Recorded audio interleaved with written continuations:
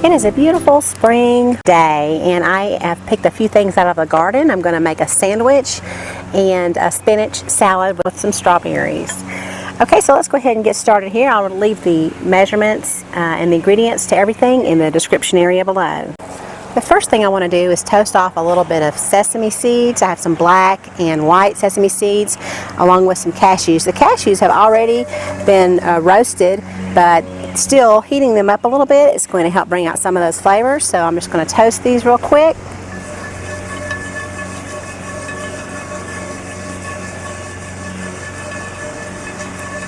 So this should take no more than about a minute on high heat. We don't want to let them burn at all. Cashews will burn very fast.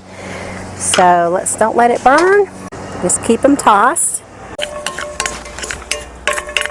Okay, that's about 1 minute. We'll go ahead and remove those.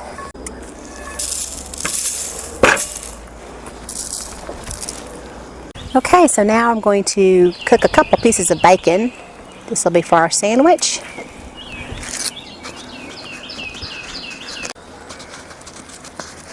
So while the bacon's cooking, we'll go ahead and get our spinach ready. And I'm just going to take the stems off. Just pull them out of the back of your leaf here like that. The stems on the fresh spinach always split. Kind of funny. They're showing their shock of being picked, I guess. So when you harvest your spinach, you can just pull it off on the outside leaves and then just continue to harvest it until it looks like it's slowing down. Sometimes it will start to, the leaves will get smaller and smaller, and that means it's trying to go to seed. And then to keep spinach growing in your garden, you can just do what's called a succession planting and plant that about once a month. It likes the cooler temperatures, but again, I've grown it in July in zone 6B before. Had a wonderful harvest. So it just depends really on where you live. So just if you've not grown it before, just experiment around. This is a bit of spinach called Teton spinach, and it's performed very well for me. It doesn't bolt as fast as some of the other ones that I've grown. Bolting, you know, is when it tries to go to seed. Sometimes it seems like it happens overnight with some spinach varieties. Okay, so now we are just going to tear these greens. I don't want to put a great big leaf in my mouth like I'm a horse or something.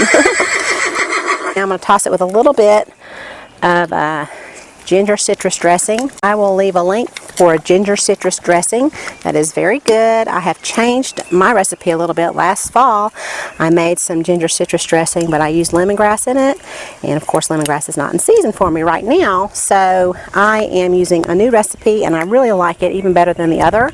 So I'll leave a link to the old video or the new one if I have it up. Look at the old video. The new recipe is in the description area for the new dressing, okay, until I get that video up. Alright, so there's our salad. Our spinach is tossed. So I'll go ahead and flip the bacon.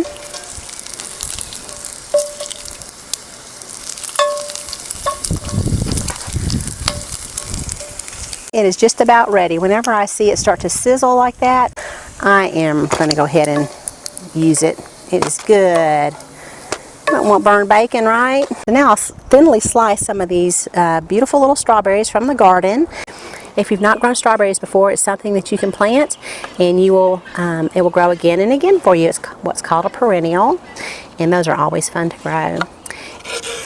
It's easiest to grow it from a plant instead of seed, and so once it starts to grow, it will send out these little, looks like little vines. They're called runners. And so it sends that out, and it creates lots of new little strawberry plants for you. You can dig those up and put them somewhere where you want them to grow, or you can just leave them and have yourself a nice little strawberry patch. So now I'm just going to very thinly slice my strawberries. Okay, so we have our spinach.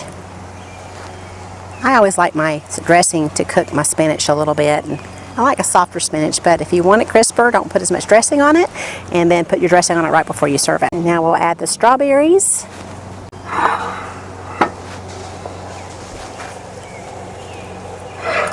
the cashews and sesame seeds. And now we're going to make our sandwich.